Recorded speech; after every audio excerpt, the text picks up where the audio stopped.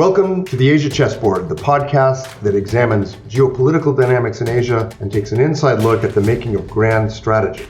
I'm Mike Green of the United States Studies Center in Sydney and the Center for Strategic and International Studies.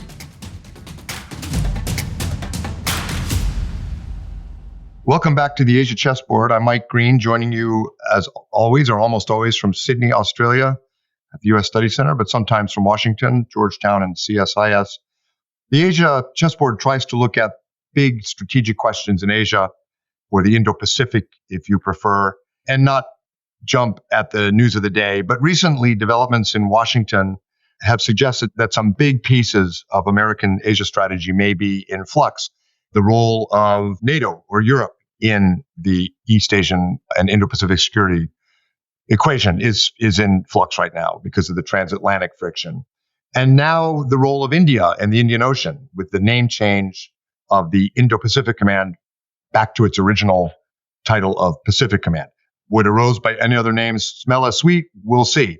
There could be something deeper afoot, or it could just be window dressing, but it is a good time to reflect on why those parts of the chessboard that are not in the first island chain, that are not Japan, Taiwan, matter.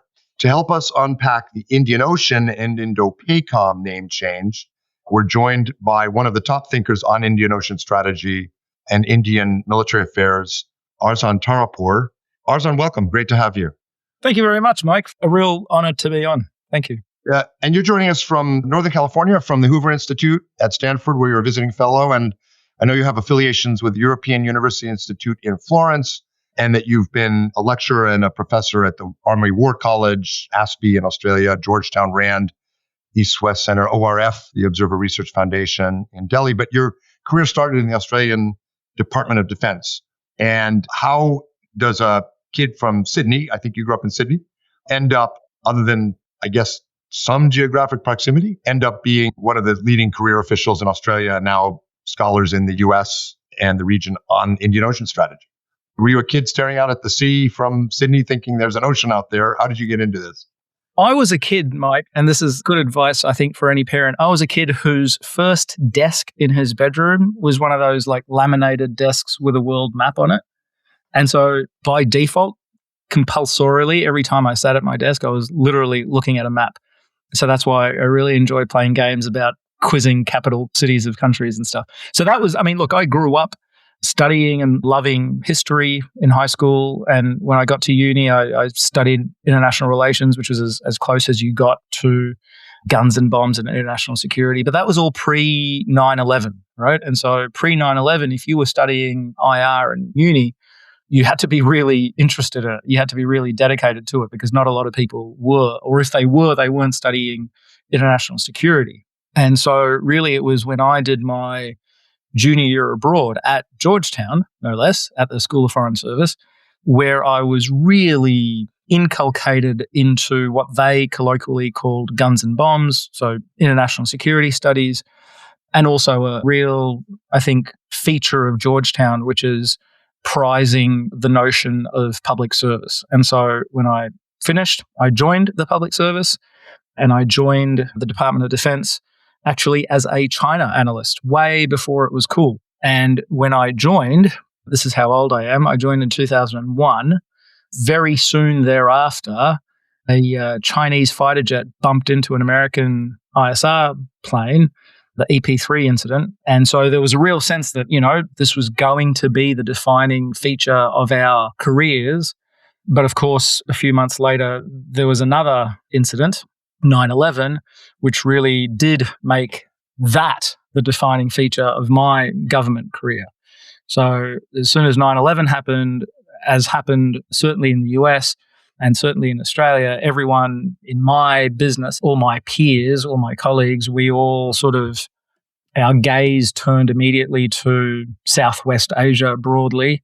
I deployed a couple of times to Iraq and Afghanistan, and I finished my job there as a liaison officer in Washington, D.C. It's interesting. I started in the White House on the NSC staff right before that EP-3 incident, April 2001. And everyone thought China was going to be the big strategic focus. Exactly. And of course, after 9/11, it was Southwest Asia. What was your take on that being in Canberra? There's a line of thought my friend Kurt Campbell and others, that we completely took our eye off the ball on China because of 9/11. I think it's more complicated in some ways. I do not think we were heading for a good China policy. In some ways, 9/11 reduced the number of people who were thinking strategically about China and Asia to a pretty good group, people like Rich Armitage, Paul Wolfowitz. But in Canberra, do you feel like looking back on it, we really took our eye off the ball on China and suffered for that? Or do you think it was unavoidable, or there were people who were always thinking about it and had the concepts ready? What's your take on that? Because you had some real whiplash in your own career. Yeah, no, 100%. I think it definitely, not having done any sort of serious in-depth study on what the emerging constellation of officials and scholars was like pre-9/11 on China, I haven't studied that in depth, but 100%, the sort of my lived experience was that what was previously seen as the burgeoning challenge and the organizing principle of defense policy and strategic affairs, which was competition with China, suddenly was completely changed to the GWAT wars and CT. And at the time, I was young and I was dumb and I got whipped up in all of that. And I became firmly convinced that that was the right thing to do, right? Because obviously people's lives were at stake. And there was such a sense of hysteria, right? I remember literally leaving work in those days, in the first phases after 9/11. You would leave work, I would leave Russell, and we would literally be looking up at the sky to see if there were planes. Yeah. I was on the job on 9/11, and we also looked up for planes, and there were planes. There were F-16s flying overhead immediately afterwards. And those who didn't have a defense background thought we were under attack until people said, those are ours. I think it's very easy in hindsight to say we should have been, we collectively, the national security communities in the US and Australia and elsewhere, should have been less panicked. But honestly, we were on the cusp of looking at a world where those kinds of terrorist attacks were a daily or weekly event. And I never got them before 9/11, but shortly after the intelligence community would produce these threat assessments. And they went from looking occasionally to looking at everything. So you get these thick binders of potential threats, some of them quite serious, everywhere, including places like Japan you wouldn't expect from Islamic terrorists. And had that been the cadence, had we actually had what many expected, we would have been fully justified with the focus. I guess it's understandable. I think in the US and in Australia, there were also very big debates about China at that point. Like there was not a clear consensus on how to handle China, even if it had no 9/11. That's right. I mean, the administration that you served in, right, when we saw it come in, staffed by people like my current boss, Condoleezza Rice, people who had made their scholarly and public service careers talking about great power competition and the US role of leadership in the world. There was a real sense pre-9/11 that this was a very sort of intellectually deep, rigorous, and sort of old-fashioned Kissingerian approach to American policy that got completely derailed in the blink of an eye. And all of a sudden, all of the, it seemed, instruments of American national power and Australian national power slewed to this new threat. And exactly as you said, there was, in fact, a cadence of attacks, right? We forget that things like Bali happened a year after 9/11. We forget that the London bombings happened. We forget that train bombings were happening constantly in India. In the first decade, it did seem that this was going to be just a fact of life. And then, of course, Iraq and Afghanistan, and there was support to the warfighter. And how could you possibly think of anything else aside from that? And so for a good decade, it seemed churlish to think of anything else.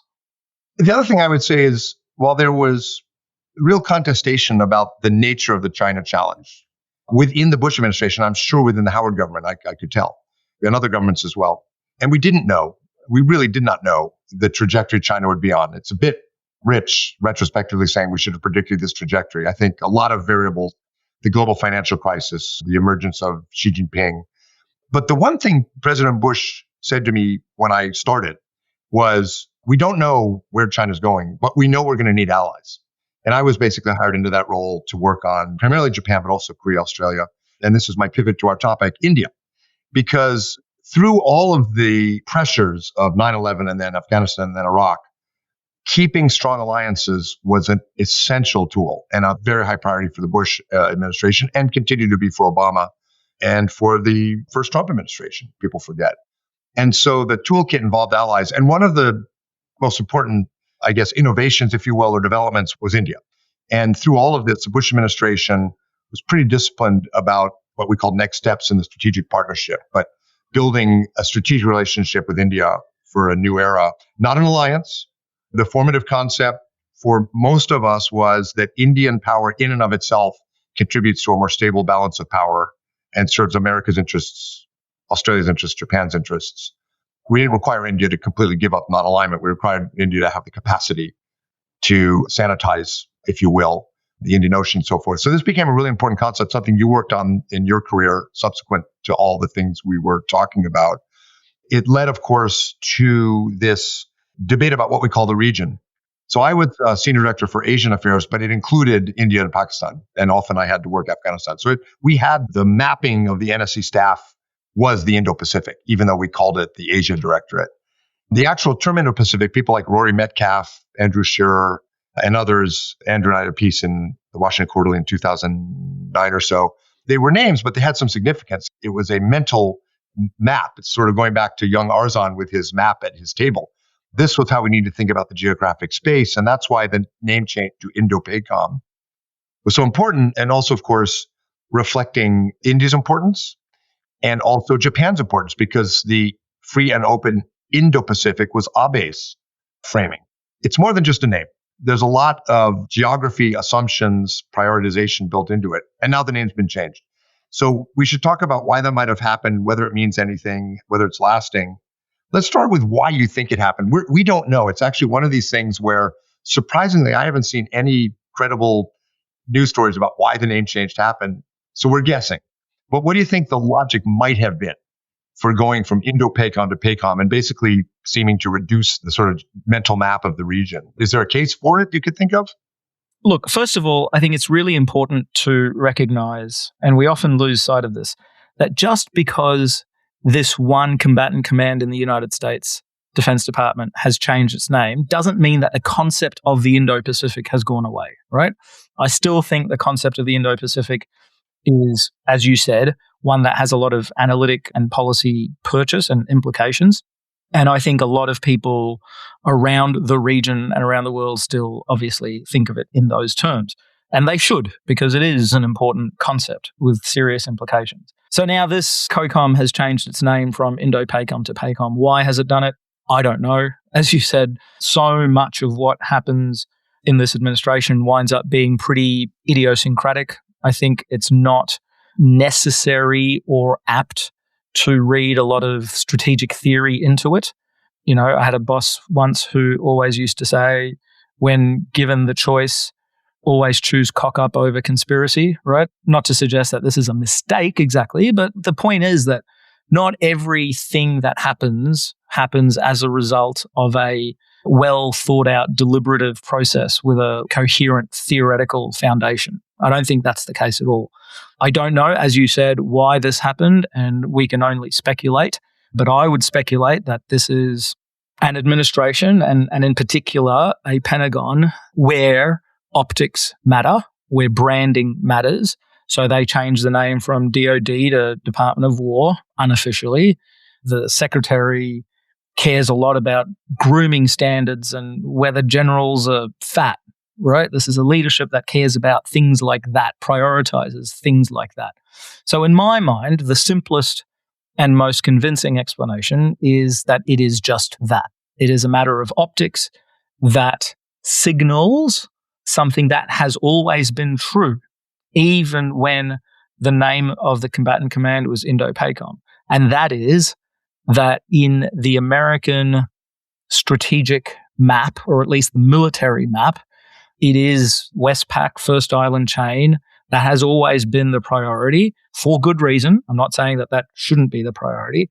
And this is essentially just an exercise in branding that is designed to underscore that fact, which has always been a fact, is my guess.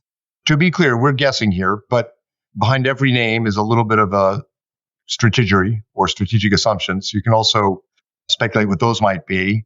I suspect there's a possibility, again, we're trying to guess here, with the Iran war contradicting the promises to the MAGA base, there may be some political utility in looking like restrainers in parts of the world, possibly reducing the commitment. That's possible. I don't know.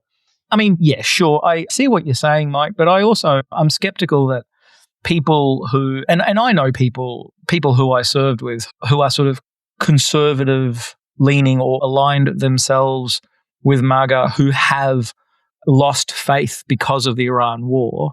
And so I get that some people might want to issue some corrective to that, but I really doubt that, what was his name? The plumber, Joe, whatever his name was, Joe the plumber.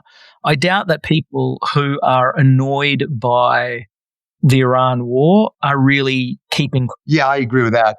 I'm not thinking of Joe the plumber. I'm thinking of the small coterie of restrainers that are looking for evidence of influence. But again, I don't have evidence that's the case. I'm just like, what I think may be the case, and here I'm a little bit more on solid ground, I think, is that the Pentagon under Hegseth has focused on narrowing the definition of military operations and therefore strategy with a focus on lethality over engagement or the law of war or even alliances, and a narrowing focus of geography to the warfighting epicenter in the Indo-Pacific, meaning the first island chain. So there you can see in other decisions and in other rhetoric a preference for an almost reductionist approach and a disciplined focus on the war fight, which is perhaps understandable military strategy. It's not great grand strategy. The historical analogy that comes to mind for me always is the German general staff before World War I, which decided that to prevail in the Western Front, they had to go through Belgium. Railroad schedules, the mobilization schedule for the Russians, knocking the French out before the British could do anything about it. All of these things pointed to a military plan that sent you through the Low Countries. But a grand strategist would have warned, and the German Foreign Office was very weak, if you go through the Low Countries, you really risk bringing the British in. You bring in the British, you bring in the Dominions, you bring in 1 million Indian troops, the Anzacs and the Canadians, and you very likely bring in the Americans, and you lose. So there is a real danger in strategy in focusing so much on the narrow warfighting scenarios and losing sight of the importance of cohesion with NATO as a dissuading factor, or even a deterrent for China, India as a factor. So I think it's worth us now, even though we don't know why this name change was made, reinforcing why, not just for the war fight, but for geopolitics, and therefore ultimately for the war fight, why the Indian Ocean, why India are pretty important. Maybe you've written on this for us, you've written on it for Hoover. What's the strategic case for keeping a focus on the Indian Ocean and on India in the context of a first island chain center of gravity?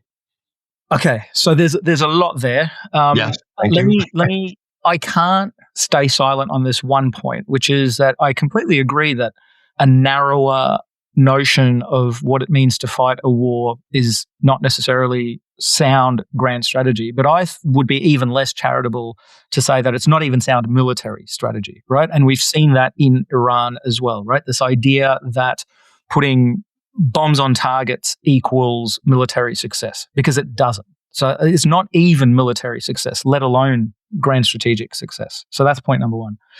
But getting back to PACOM and getting back to India on the map of the Indo-Pacific, look, one of the sort of grand strategic issues that I think the US confronts is the problem of span of control for PACOM, right?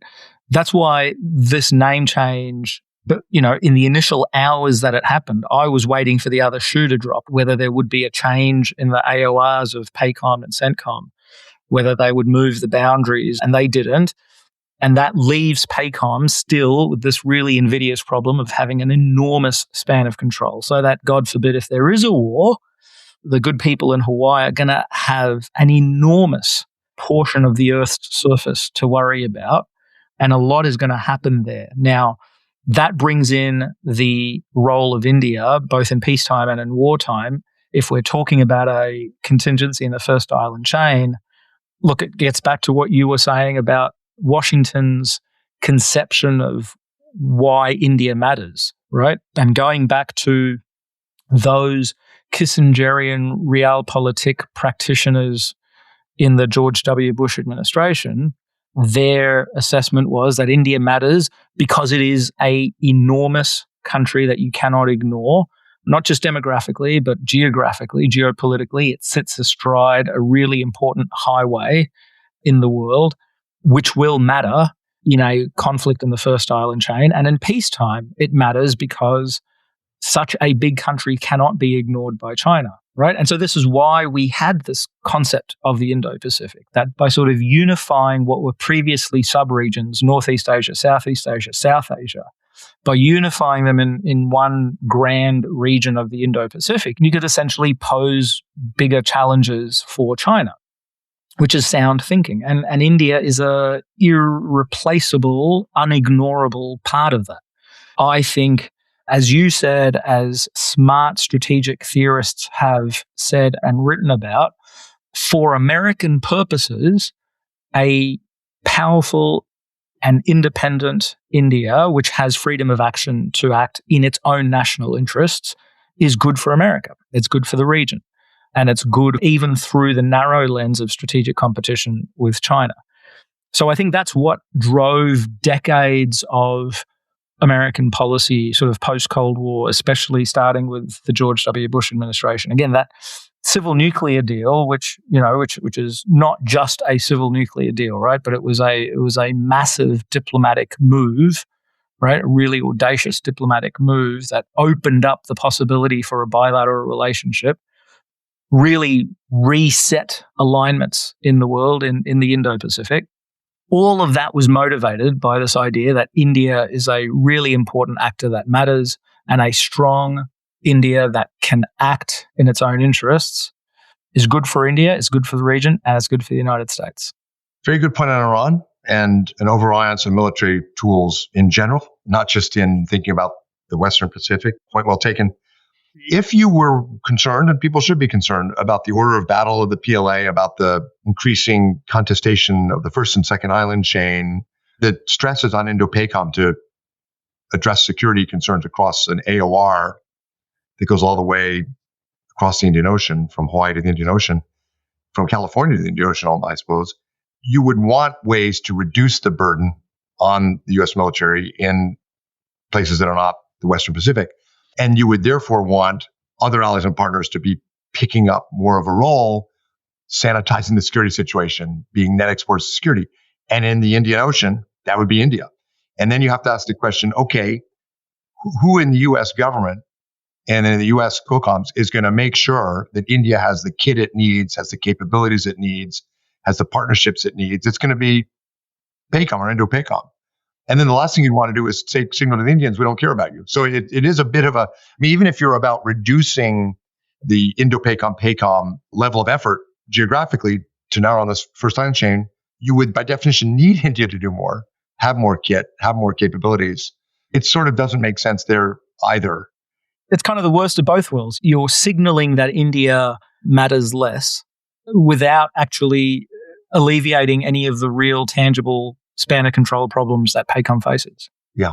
But on the other hand, this is not, as far as we can see, a core repurposing of what the command does. And in Delhi, there's a lot of heartburn, a lot of reaction to this. But I was in Tokyo 2 weeks ago, and I'm in Australia now. There's much less consternation about it. I think generally the view is a rose by any other name would smell as sweet, because I think the perception of close U.S. allies is the operational tempo. It's interrupted by Iran for sure, but the general level of effort, level of attention with India is not going down. The U.S. does more exercises with India than any other country in the world, almost more than the rest of the world combined. I don't see that. Do you see any evidence or signaling from this that there will be a reduction in the level of effort? No, certainly not. I think you are correct to say that. I have not been to Australia or Japan since the name change happened, but what you say sounds exactly what I would expect, that countries that are more intimately familiar with the US system understand that this is not anything substantive. India is not intimately familiar with the US system and is therefore has less evidence to understand that this is not any substantive change. And moreover, when you do talk about the US-India defense partnership, There is zero evidence that there is any diminution in that, certainly not as a result of the name change, but also otherwise. More importantly, given the rupture in the bilateral relationship over the past 12 months or so, defense has been, thankfully, one of those areas that has been the least disrupted and where the drumbeat of activities, as you mentioned, continues. Even in the sort of initial phases when the US-India spat began at sort of late summer last year, even soon after that, things like UWS, the army-to-army exercise, things like the 2+2 intersessional, all of those things still happened. And that has not changed. And there's no indication that it will change. All that seems to be carrying along just fine. I don't think there is any substantive reduction, but the point you earlier made is also true and not insignificant, which is that there is a lot of heartburn in India, not only because of PACOM, but for a whole raft of reasons over the past 12 months, everything from tariffs to the president's claim that he engineered the ceasefire between India and Pakistan to immigration issues, constant sort of threats over H-1B visas, and let's not forget the seeming apparent bromance between the president and Field Marshal Munir of Pakistan, the sort of rebirth of a US-Pakistan relationship that had been pretty dormant for the past decade. All of these things, each one of them is a major irritant, and all of them happening all at the same time is unhelpful for the cause of convincing India that the United States is serious about nurturing and cultivating a strong and independent India, especially when it all comes together, one thing after another. Every time you wake up, there's some news. It all put together looks like a new, almost hostile approach in Washington towards India. And that's difficult. And despite the fact that that drumbeat of defense relations continues, that sentiment is undeniably there. I was in Delhi just a couple of weeks ago, and that sentiment is still there, and it will remain there, dare I say it, for years, even after this administration leaves office. The polling on the US and India is a little bit harder to find than polling on the US and Japan or Australia or Korea, where there's every think tank, every newspaper is doing surveys. Have you noticed, beyond just the media narrative, one survey I saw did definitely show a decrease in favorability towards the US, but the one I saw was not a catastrophic collapse. So here's the thing, right? The other thing to recall is the US is the place where every striving middle-class family in India seeks to send kids for education and for employment. They already have cousins and uncles who live here in the US.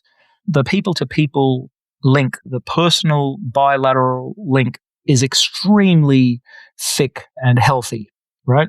Despite the sort of uptick in racism here that is now sort of found public expression. That sustains a flaw in Indian impressions of America. And I don't think we're going to go beneath that flaw because there is that people-to-people link. The more concerning thing, however, is my impression, and I grant you it is just an impression, but my impression of how the strategic community in India, including government officials, but also non-government analytic community, views the US. And for them, the US has just proven what many have suspected, or some quarters have in India have constantly been saying, which is that the US is unreliable, the US is self-interested, the US will betray you at the drop of a hat. All those things that I spent years arguing against, saying, no, it's firmly within American strategic interests to be a partner of India. All those suspicions have now been validated. And my concern is that in the strategic community, including inside and outside government, there is now a sense, which is hard to argue against, that the US is at least, at a minimum, unreliable. Yeah. I mean, even in the best of times in India-US relations, there has been a significant minority within the Lok Sabha, within the Ministry of External Affairs, within the strategic community that was suspicious of the US, pining for Nehruvian non-alignment or multilateralism or global South identity or whatever the reason, or the nuclear community. or Russia or Russian bribes. It's always been there. So, the current administration has handed those people a lot of ammunition. You look at the actual numbers, though. The U.S. is the third largest investor in India. Mauritius is number one or two because of tax treaty reasons, but the largest investor in Mauritius is the U.S. And I haven't broken the numbers down, but I suspect if you work through that tax anomaly, the U.S. is actually the biggest investor in India. That's not nothing. And then the kit that the Indian, especially Navy and Air Force are buying, but Army as well, increasingly U.S., not weaning themselves from the Russians. That's problematic, but growing. And now, for the first time, in lethal areas, not just C-130 transports or maritime domain awareness. And the exercise schedule, very, very robust. So the polling numbers are not great. The commentary is dreadful. The strategic community's views are bad. But the numbers, the sort of structure of the relationship is good. And then, of course, you mentioned the diaspora, which is incredibly important. Look, the way I view U.S.-India relations, the U.S. will rebuild the relationship, but we'll have to pay for it. It's a bit different from Australia or Japan or Korea, where you come back with some flowers and you kind of forgive it. The Indian system will make the next administration pay to demonstrate its fealty. I don't know whether that's something on the UN Security Council or technology agreements, but that was certainly my experience working India in the NSC. The Indian system will make you pay for these before you can buy your way back into the good graces. Yeah, that's right. And I mean, to be fair, that is a sort of costly signal that demonstrates commitment, right? Otherwise, you can mouth all the niceties that you want, but unless there is a costly signal of commitment, then it's all kind of hollow. I grew up professionally trained to be a pessimist. So let me give you the sort of pessimistic spin on what you just said, which is I grant you all the points that you made about arms transfers, which, by the way, have been declining in recent years, but leave that aside. The defense relationship is still ticking along healthily. My concern, however, is not that things have been disrupted or turned off, but my concern is the future that we could have had that we now will not have, right? So this is something that is unprovable, but I could have well imagined a future where the US-India relationship went much deeper than it currently is, which became much more interdependent, which it is not and will not be now. And so I could imagine that the relationship could have gotten better, much deeper, qualitatively deeper, in the same way that the civil nuclear deal in the first decade of the century really was a step change in the relationship.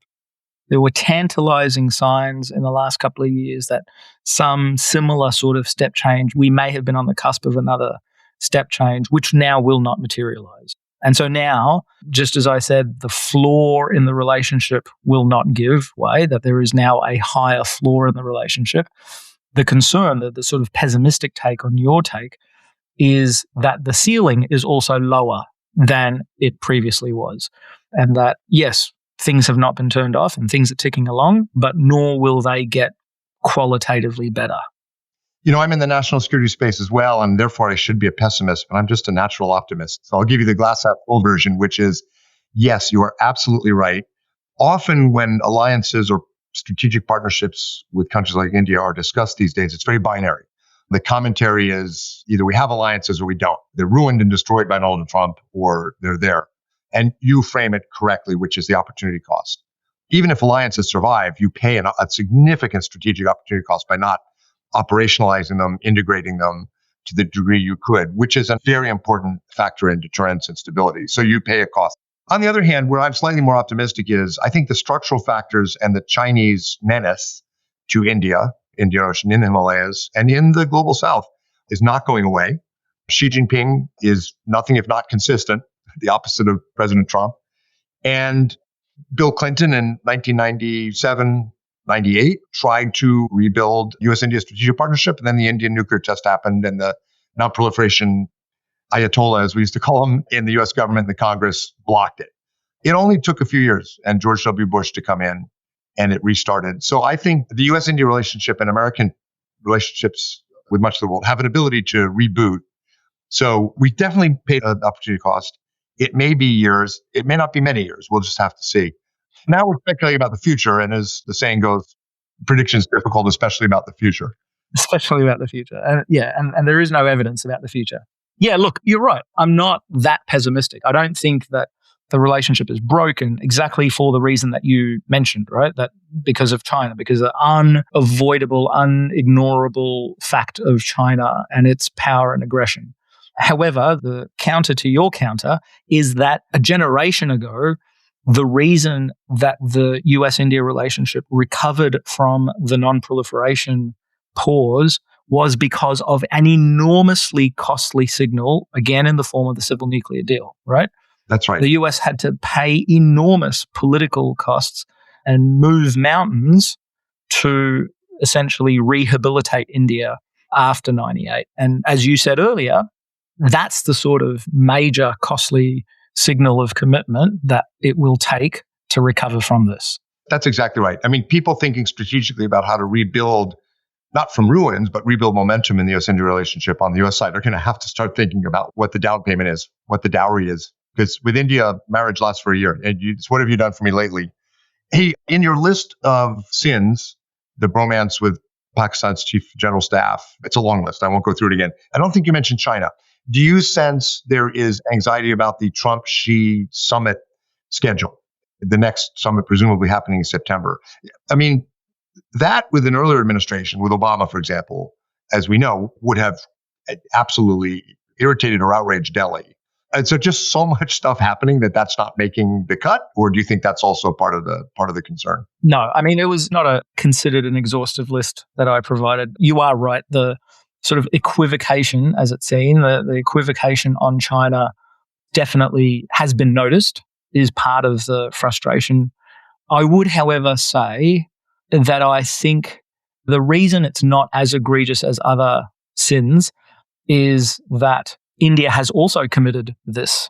You know, Modi went to Tianjin. Modi has sort of pushed for rapprochement on the disputed border. Everyone in the world has done this, right? Australia has done this. So the first point is that this is not an exclusively American quirk. This is something that everyone has done.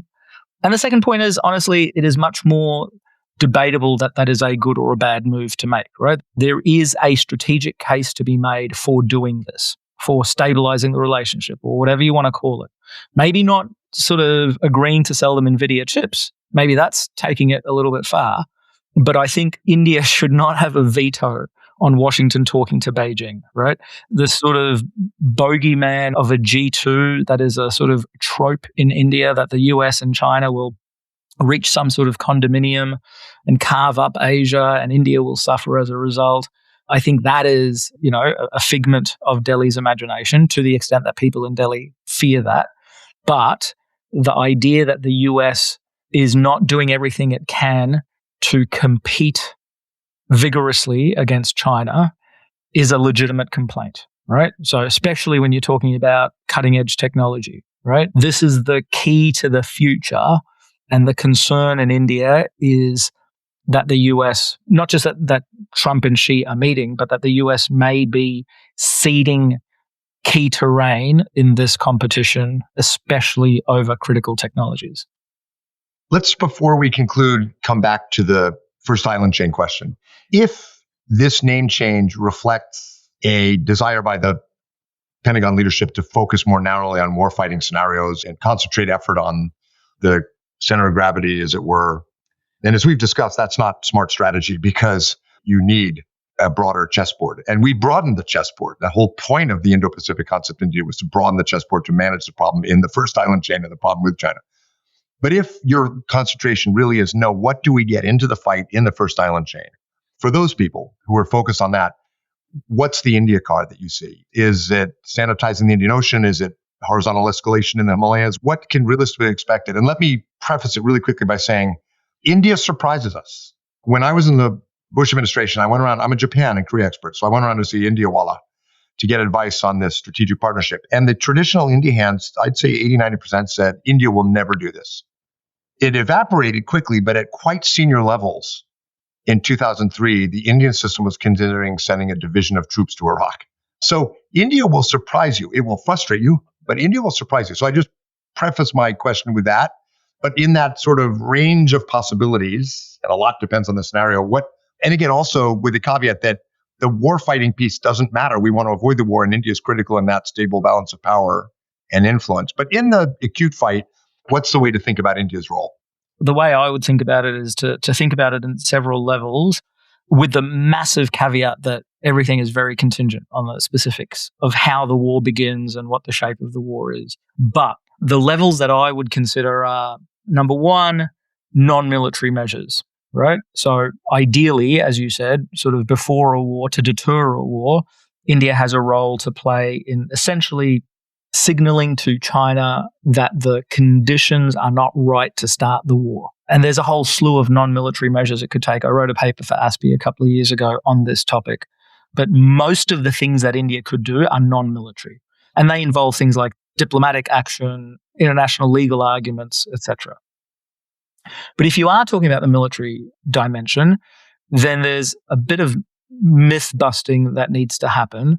The second level, which is a real level, is India as a essentially force in being, right? Just the fact that India exists as a big and powerful country on China's western border means that China cannot entirely ignore it, not just on the border, but also in the Indian Ocean. So the idea of India as a force in being, placing stress on Chinese decision-making, is the next level. There's a level after that, which you mentioned, which is sort of agitation, provocation, threat, or action at the LAC on the land border.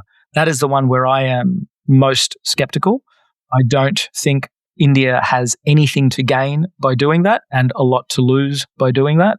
There is no sense that India would essentially do the US a favor by doing that in a scenario that would be enormously injurious for Indian interests without much gain for anyone, really. It wouldn't have a huge effect on Chinese warfighting in the first island chain, and it would just be basically all negatives. Then the next level, which is the one which I think matters the most, is the one that you alluded to as well, which is its role in the Indian Ocean. And here, we're not talking, my sort of, again, anti-warning here is that we're not talking about India imposing some sort of distant blockade on China, but rather helping in some way to assure sea control in the Indian Ocean, essentially to allow everything from a US force flow across the ocean or to allow international sea lines of communication to remain open, essentially to ensure that that flank of the fight does not become something where the Chinese can pose problems for the United States. We recently, a few colleagues of mine, including Beck Strading at La Trobe, ran a TTX where one of our scenarios was exactly this, right? What would happen in the Indian Ocean in case of a conflict over Taiwan? And we set it up in such a way that we posed the task of assuring sea control to the US and India and Australia. And the way it played out was that India, for its own reasons, out of its own national interests, as we've seen in the Iran war, needs to maintain sea control to assure its own slocks. Not because it's doing the US a favor, not because it's part of a coalition with the US and Australia against China, but as a neutral actor even, it has its own interests to enforce freedom of navigation in the Indian Ocean. And I think that is ultimately the most reasonable, the most sensible role that any planner in Hawaii can hope for. Anything more than that is, I think, getting into the realms of implausible. Let me conclude by saying I think that's right, but I just add two thoughts. One is I don't think we should underestimate the consequences of a defeat for the U.S. alliance system in East Asia for India geopolitically. So we do have to be, we have to be a bit careful not to project peacetime conditions and tolerance on an India that might be facing a potentially catastrophic shift in the global balance of power for their own interests. It doesn't tell us exactly what India would do, but that's a dynamic to keep in mind. The second one is back to my German general staff in 1914. There's a very real possibility, in my mind, in a contingency that China will ride and drive right through anyone in their way in an effort to stop the U.S. from having access to the Western Pacific. Of course, that's why we see so much activity by the PLA in Melanesia and the Pacific and the String of Pearls. So the old Lenin line, you may not be interested in war, but war was interested in you. India may find it wants to carefully calibrate, but has no choice. But these are very much in the category of who knows. I think you captured the sort of general calculation just right. Yeah, a lot of that would hinge on the specific dynamics of how the war starts and how it develops and the sort of political context around it. But the last thing I would say is that I'm not a China analyst, but the received wisdom is that it is in China's interests that if it seeks a military solution to gaining control of Taiwan, it's in China's interest to keep the war as short and as bounded as possible, where it enjoys military advantages. And as the war becomes wider and more protracted, that's where the US, along with its allies and partners, and along with self-interested partners like India, who may or may not be part of a US coalition, would act in ways inimical to Beijing's interests. So who knows how it turns out? I take your points that there are competing impulses and incentives on how Delhi would act. But I think for any American planner or policymaker, we have to think very carefully about to what extent the US bases plans on predictions of Indian behavior. Right. And also, this is not the time to muck up strategic relations with India. Terrific. Arzan Tarapore, thanks for joining us from Hoover, from Northern California. We'll do this again over coffee or beer in Clovelly when you come down under in the Southern Hemisphere summer. So many, many thanks. This was terrific. Thank you very much for having me, and I look forward to seeing you in person down in Sydney. Cheers. Thanks. For more on strategy and the Asia program's work, visit the CSIS website at csis.org and click on the Asia program page. And for more on the U.S. Studies Center in Sydney, please visit ussc.edu.au.